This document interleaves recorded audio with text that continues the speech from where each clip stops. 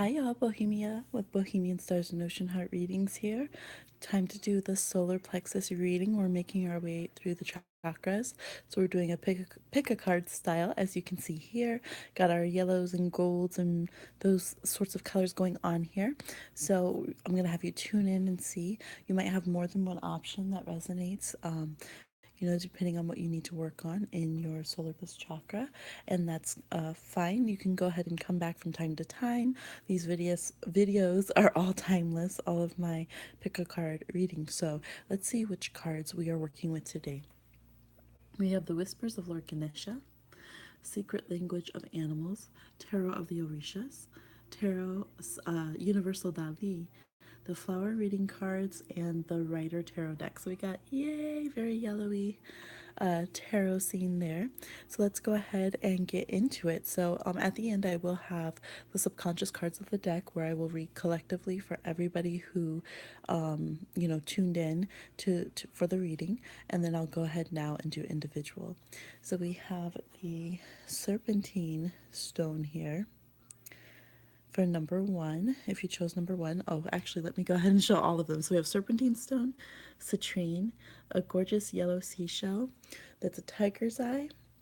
This is a rutilated quartz that has like little gold in it, and a pyrite. Okay, so go ahead and sit with which one connects with you. A little tongue twister, and we will go ahead and get started and see what's going on in your solar plexus. All right.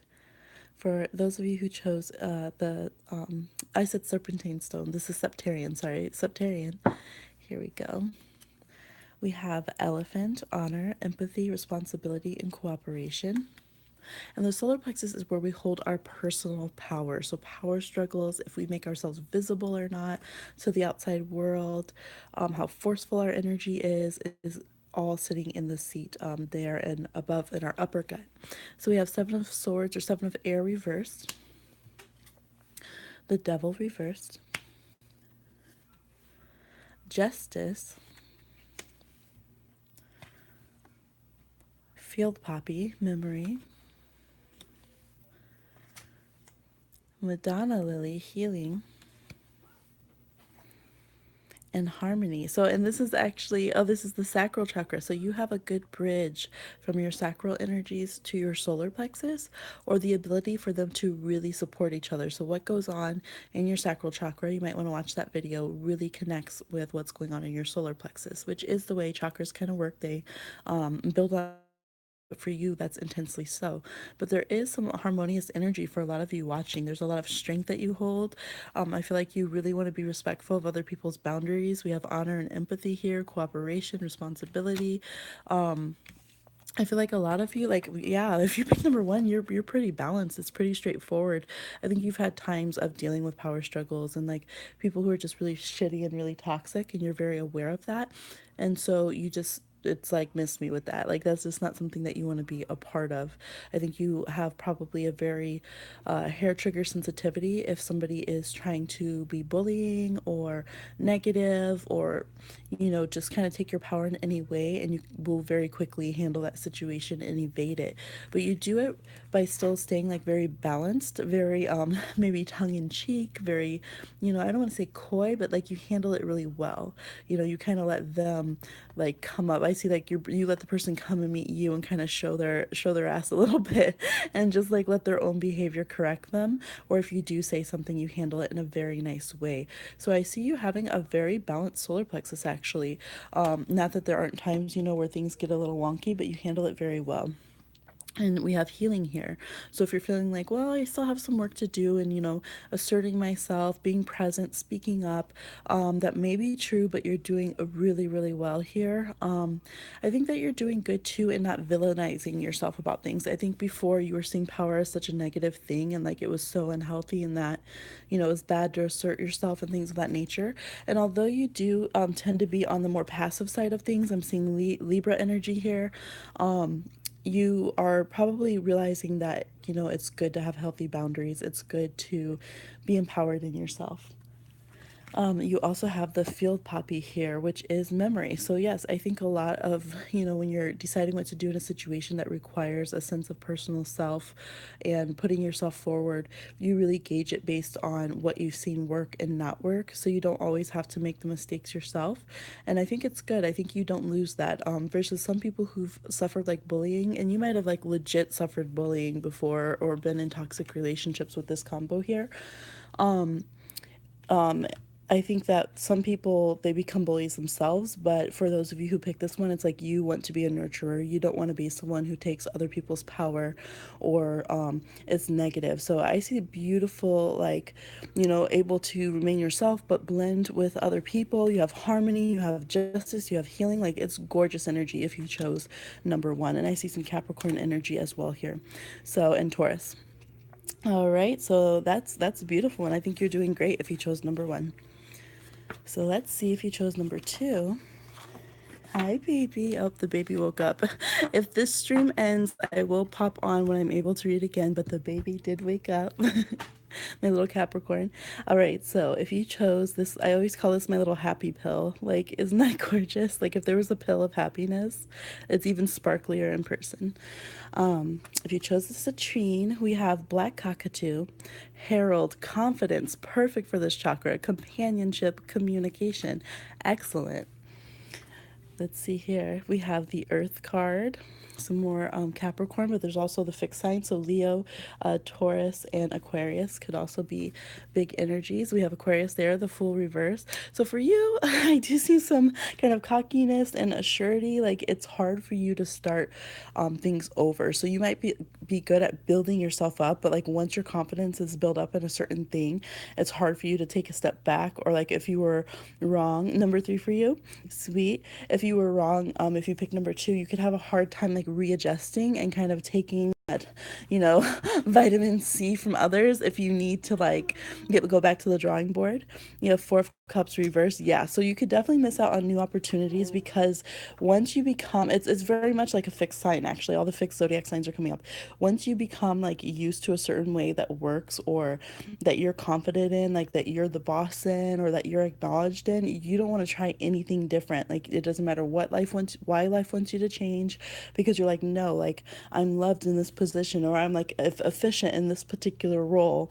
And if I change that role, whether in work or finance or whatever it is, relationships, like, man, like I might not be on this pedestal anymore, so you get some ruffled feathers if you have to change.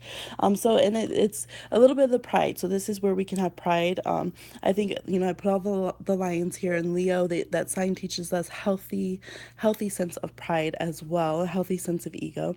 We have desire. So yours is also connected with your sacral chakra, wild tulip, really connecting to what you desire and you want. But I see you, if you chose number two, you can be really, really stubborn about what you want, what you desire. When push comes to shove, like you might seem like you're not so stubborn, and it's like you pluck up if people ask you to change or aren't giving you what you want, particularly in your relationship. So just watch out here because it's capacity to love. You actually have a big capacity to love because when you love someone, like here Ganesha sacrificed his tusk to be able to write scriptures of wisdom and stuff down.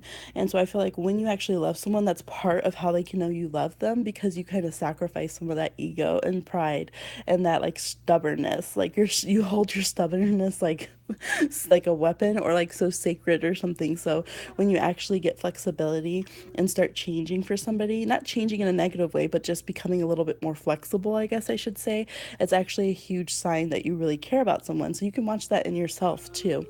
I don't think that you're in danger of becoming too crazy. Okay, maybe a few of you, once you let go, you're like head over heels crazy and you like lose yourself and you just go wild. And that's why you're so rigid about certain things. But for most of you, I feel like you don't ever even get that far in the situation. So companionship, communication, herald, which is being a messenger, and confidence are all energies you hold in your solar plexus. So overall, I think it's really good just letting yourself be more fluid, trusting yourself to not worry about falling on your butt or getting embarrassed too much about things, and allowing yourself to connect without being too stubborn and rigid to your loved ones. All right, for those of you who chose number three, What are you doing, baby? For those of you who chose number 3, which is the yellow shell, yellowish kind of shell here, let's see what we have. Gaia, harmony, abundance, wholeness, forgiveness, a lot of healthy solar plexus. Let's see what else it says. We have the couple. Ooh. Um, we have the Knight of Wands. Okay, that's a little interesting mix there. I'm seeing Earth signs again. I'm seeing Gemini. I'm seeing Sagittarius. The air signs here, Ace of Swords. There's a lot of cards for this. The Tower, Aries. So we just got a whole bunch of signs in here. Wild Rose is trust. Okay. So what I'm seeing here is that Queen of the Night, power. There can be power struggles in your relationships, divine support, because of things that have happened before. Those of you who have suffered like breakups in your relationship, you can be like hair trigger sensitive, and like you can, like your ego sensitive to that. Like if you feel like you're not being paid attention to, if you feel like you think that your partner could be, talking to someone else. Some of you, your partner travels, or you travel, or there's space between you for some reason, or you can just be carrying that energy from those relationships, or this like fear of competition. It doesn't even have to be romantic. It could even be like, I feel like some of you it was like your siblings, like maybe you competed with your sibling, in kind of an intense way for your parents' affection or things of that nature, or even were in competitive sports, so it's kind of ingrained in you to like try to get favoritism as like a bit of a survival thing. But it's more like wanting, like, you have power here and trust, and so needing to trust that, like, even in your friend groups, like your friend, maybe your best friend has another best friend, and for you, you're just like, no, that's not okay. Like, I'm always gonna kind of low key say something about this to them, and you're worried about like other people being able to destroy your connections and bonds that you have. There's a bit of needing to know that, like, to have this like adoration from people all the time, and like to really make Sagittarius. Yep, we have that there. Yeah, so without realizing it, you might request, it's like divine support. It's like, honey, the adoration you need and the support you need, like it has to be your spiritual connection, because you could be like overly expecting this like input and this like accessibility and everything, and this energy from your loved ones that's like, it's too much, and you don't, and I feel like people genuinely love you, but you don't believe it. You don't believe it when how much they really care. Like, you literally will mean the world to somebody. And so there can be a little bit of self-sabotaging habits there, needing to trust and not to go into this dark space of like power struggles, because you're not, hi Champagne, there we go. I missed you last time on the live one. Yes, so connect to your spiritual source. Learn to have some trust with yourself, because that is when like you can explode, like you can go crazy, a little cray cray.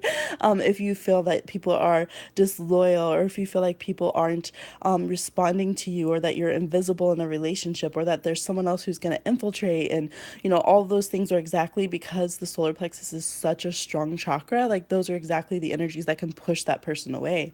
And some of you are like, no, like, I'm a free spirit. I don't need anybody. I'm like, I don't even try to get close to people. And that's why you're doing that, is because if you get close, you don't know if that person will, be present or not. Oh, they were on point. You caught up with them. Thank you, Champagne. Yes, so that's what I'm getting from this one. You do have harmony, abundance, wholeness, and forgiveness. So forgive yourself if you've had that. I feel like a lot of your friends are little, wild roses themselves. Everybody has, these dark streaks in them sometimes. I don't like to villainize the word dark that way. But yes, so, you know, I would say just make amends. We all get wild sometimes, and just know that you're consciously working on it. You have the Ace of Swords here, which means you need to talk about it with your loved one. So if you're in a partnership with your siblings or whoever it is, hi, baby. She's so cute. She's just staring at me and smiling. Communicate with them and let them know, hey, like, I'm working on some solar plexus stuff, or however you can say it, so they understand. Like, sometimes I'm going to miss it. Like, I'm going to trip out. Like, I need you to call me on it. And this does say you do need people to call you on it and be like, you're being crazy, calm down, I was just at the grocery store, like, that kind of thing. So it's good. So getting some boundaries and you'll be good.